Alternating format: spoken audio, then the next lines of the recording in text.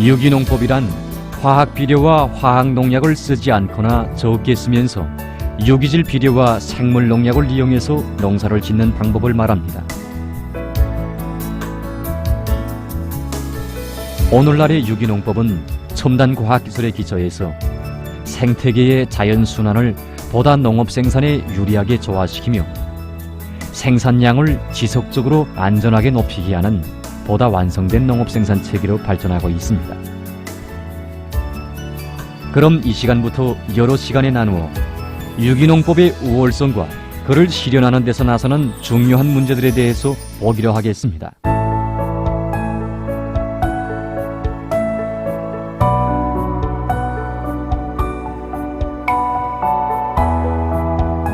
농업과학기술의 급속한 발전은 유기농법에 대한 사람들의 인식에 변화를 가져오고 있습니다. 현재 많은 사람들이 유기농법을 오래전부터 내려오고 있는 전통농업과 비슷하게 생각하고 있습니다. 물론 유기농법이 화학비료나 화학농약을 이용하지 않고 집짐승 배설물을 이용하는 전통농업에 기초하고 있는 것은 사실입니다. 오늘날의 유기농법은 유기질 비료가 화학비료를 대신하거나 또는 생물농약이 화학농약을 대신하는 단순한 전통농업이 아닙니다. 오늘날의 유기농법은 새 품종의 도입, 합리적인 경영관리, 자원보호기술, 현대적인 농기계의 도입과 그리고 유기질 비료의 공업적인 생산, 생물학적 부재기술, 그리고 유기농산물의 인증체계를 비롯한 현대적인 농업과학기술이 결합된 유기농법 생산 체계로 발전하고 있습니다. 그럼 유기농법의 우월성에 대해 보기로 합시다.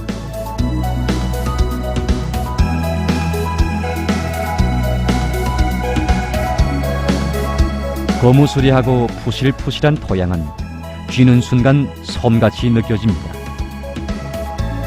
이런 토양 속에는 여러 가지 유기물질과 수많은 미생물이 있는데 이것을 일명 살아있는 토양이라고 합니다. 자료에 의하면 사람의 발바닥만한 면적의 살아있는 토양에는 선충은 10만 마리 정도, 진드기류는 1000마리 정도, 뜀벌레는 100마리 정도, 지렁이는 10마리 정도 있다고 합니다. 이 미생물들은 유기물을 분해해서 토양 속의 영양분을 풍부하게 합니다. 그런데 이런 토양에 화학비료나 화학농약을 지속적으로 치면 지렁이와 같은 토양 안의 작은 동물들과 유익한 미생물들이 죽으며 그러해서 토양의 생물학적 활성은 낮아지게 됩니다. 결국 토양은 점차 굳어지고 산성화되면서 죽은 토양으로 변하고 맙니다. 이런 토양에서는 작물을 심을 수 없습니다.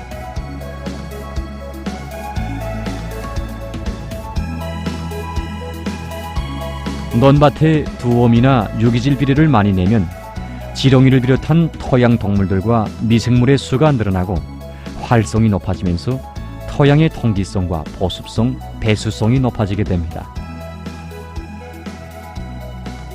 그리고 농작물 성장에 필요한 영양물질이 정상적으로 유지되면서 소출이 올라가게 됩니다. 실내로 지렁이는 토양의 깊은 층에서 영양물질을 올려와 가리층에 영양물질과 부식질이 풍부하게 합니다. 지렁이는 유공연이라는 역사를 가지고 있습니다. 이 지렁이는 인간이 태어나기 오래전에 발생해가지고 땅을 걸고 왔습니다. 최근에 이 지렁이가 많은 관심을 끌고 있습니다.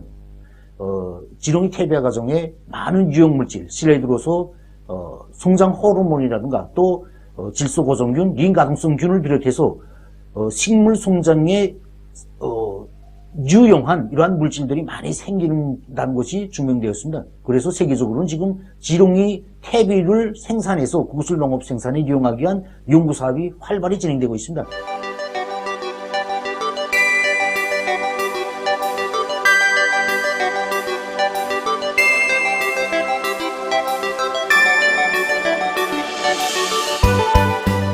지렁이가 만든 굴들로는 물이 쉽게 빠져 토양의 물 보유 능력이 올라가게 됩니다. 지렁이가 만든 굴들로 작물은 깊고 넓게 뿌리를 내려 땅속의 영양물질을 충분히 흡수하게 합니다.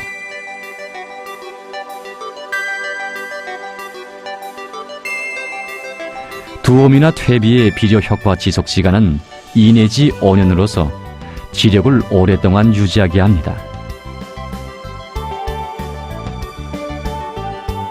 자료에 의하면 토양의 부식질 함량이 1% 이하인 포존과 3% 이상인 포존의 농작물 수확량은 거의 2.5배나 차이 난다고 합니다.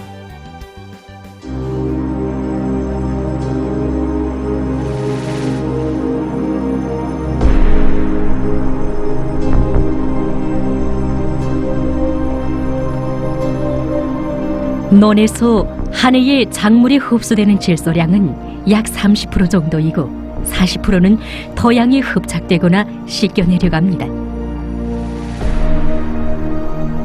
30년 동안 화학비료만 사용한 일부 지역에서의 오염도는 유기질 비료와 화학비료를 피합해서 사용한 지역보다 12배나 높았고 그 지역의 생활용수는 90% 이상이 질산염이 오염돼 있었습니다. 질산염이 오염된 물을 마시면 사람은 암에 걸리게 됩니다.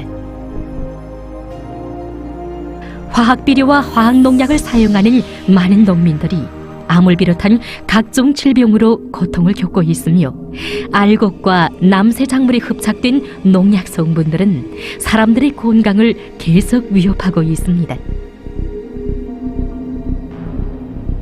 화학비료와 화학농약은 자연계의 생물들에게도 영향을 미치고 있습니다.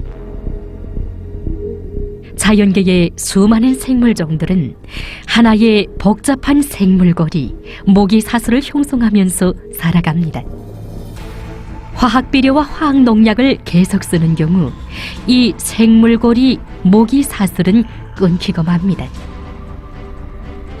논밭에 화학비료와 농약을 계속 치면 비오리트를 비롯한 독성물질과 농약 잔유물이 동물들에게 직접 흡수되거나 또는 토양에 축적되면서 지렁이를 비롯한 작은 동물들을 죽게 합니다.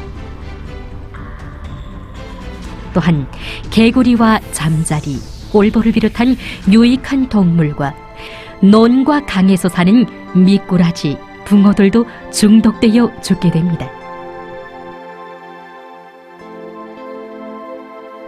지금 연구사가 한 가지 실험을 진행하고 있습니다. 이 연구사는 꼴볼이 좋아하는 모기에 화학농약의 주성분을 섞어 놓았습니다.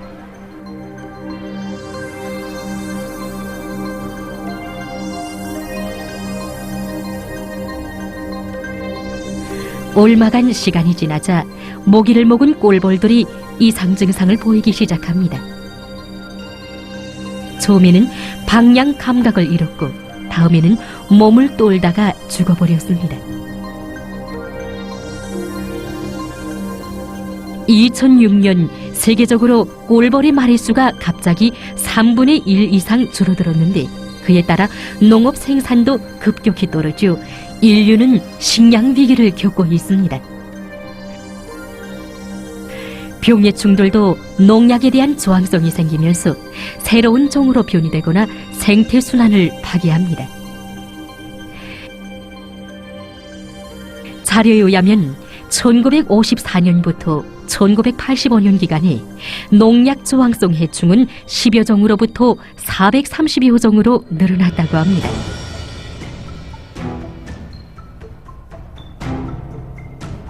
하지만 유기농법은 자연적인 생태순환을 중시하고 농업과 생태 환경의 조화가 높은 수준에서 이루어지게 합니다. 두엄 1g 속에는 600 내지 900억 개의 미생물이 자랄 수 있는 영양물질이 들어있다고 합니다. 유기질 비료를 많이 내면 암모니아 화성균, 섬유소 분해균, 린 분해균을 비롯한 미생물들이 5 내지 10배나 많아진다고 합니다. 천적의 수가 늘어나고 생물 다양성이 풍부해져 작물은 튼튼히 자랄 수 있게 됩니다. 농작물의 유기영양 관리, 병해충에 대한 생물학적 구제 수단의 리용, 토지와 물 자원의 보호를 비롯해서 유기농법은 환경 오염이 없고 생태계의 자연 순환이 조화롭게 이루어지게 합니다.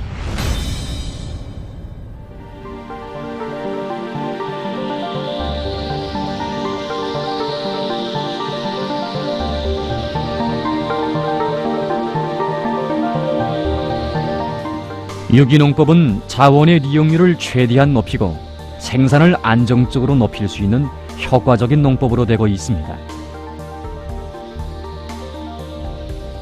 실례로 한 정도의 토지에서 토양의 유기질 함량을 1%만 높여도 98,000리터의 물을 절약할 수 있다고 합니다.